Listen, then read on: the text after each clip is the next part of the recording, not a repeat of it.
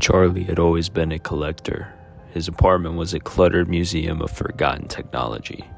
Shelves groaned under the weight of cassette players, typewriters, and vintage game consoles. But his latest find was his pride and joy, a 1950s television set, the Zenith Skyline 3000. It was a relic of a bygone era, its wood paneling and glass screen exuding a charm that modern flat screens lacked. Charlie had stumbled upon it in a thrift store. The owner was eager to get rid of it, almost desperate. "It doesn't work right," the old man muttered. "Static, only static." Charlie didn't care. He loved the aesthetic. The static was fine, even preferable. It would be the perfect centerpiece for his collection. He lugged the set home, cleaned it up, and plugged it in. Just as promised, the screen filled with swirling gray and white static. The hum of electricity filled the room, and Charlie couldn't help but grin. It was perfect. That night, as he sat on his couch sipping a beer and admiring his new acquisition, something caught his eye. Amid the chaotic dance of static, a shape began to form.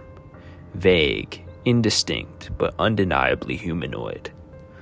Charlie leaned forward, squinting. The figure moved when he moved, almost as if it were a reflection.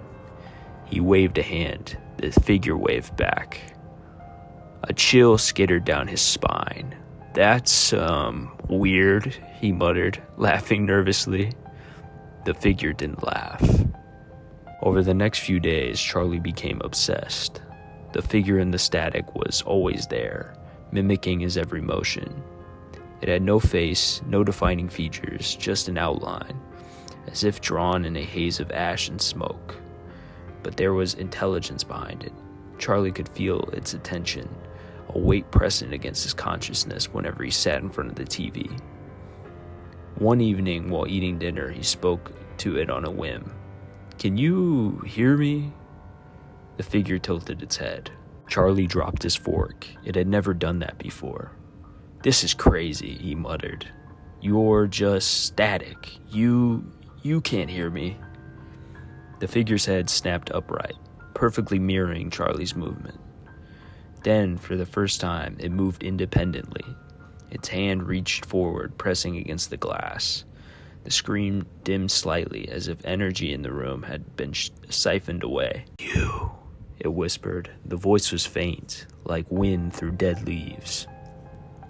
Charlie stumbled backward, his chair scraping loudly against the floor. The figure on the screen laughed, a hollow, echoing sound that rattled inside his skull. That night, Charlie couldn't sleep. Every time he closed his eyes, he saw the figure. Its outline had grown sharper, its movements more fluid. Worse, it had started to appear in other places, faintly in the reflection of his windows, briefly in the shine of his toaster, even in the gloss of a spilled cup of coffee. It never stayed long, just long enough for Charlie to doubt his sanity. By the third day, he decided to unplug the TV. "Enough of this crap," he muttered. He yanked the cord from the wall and covered the screen with an old blanket. That night, he dreamed of static. The figure loomed over him, larger now, its once indistinct edges solidifying into a grotesque parody of a human form. Its face was a swirling void, but its voice was clear. "Why did you turn me off?" it whispered. Charlie woke in a cold sweat. The TV was on. The blanket lay crumpled on the floor, and the static figure stood still, staring directly at him, its arm raised, pointing a finger at him. "No!" Charlie gasped, scrambling backward. "No, no, no!" The figure stepped forward, and for the first time its foot pressed against the glass. A faint crack appeared, spiderwebbing across the screen.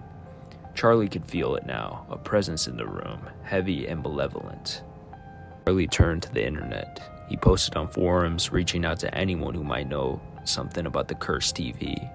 Most responses were dismissive, mocking him for his hoax, but one caught his attention.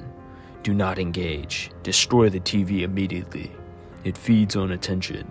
The more you interact, the stronger it gets." Charlie didn't need to be told twice. He grabbed a hammer and approached the Zenith Skyline 3000. The figure stood static, watching him. It didn't move, but the room grew colder with every step he took. "This ends now," he said through gritted teeth. The hammer swung down. Just before it connected, the screen went black. Charlie froze. The TV emitted a low, guttural hum that grew louder and louder until it was deafening. Then the screen flared to life, and the figure lunged forward. Not on the screen, out of it. Charlie's neighbors found his apartment empty the next day. The door was unlocked and open, the lights still on, but there was no sign of him. All that remained was the Zenith Skyline 3000 sitting in the center of the room. Its screen glowed faintly with static. Weeks later, a new tenant moved in. They were thrilled to discover the vintage TV left behind. It would be the perfect addition to their own collection. When they plugged it in, the static flared to life. In the swirling gray and white, they saw a figure. It was indistinct at first, but as they leaned closer, they realized it was a man, screaming silently, his face pressed against the glass, eyes wide with terror. Behind him, another figure loomed, smiling. The tenant reached out, entranced. "That's weird." The figure on the screen stopped screaming and began to laugh.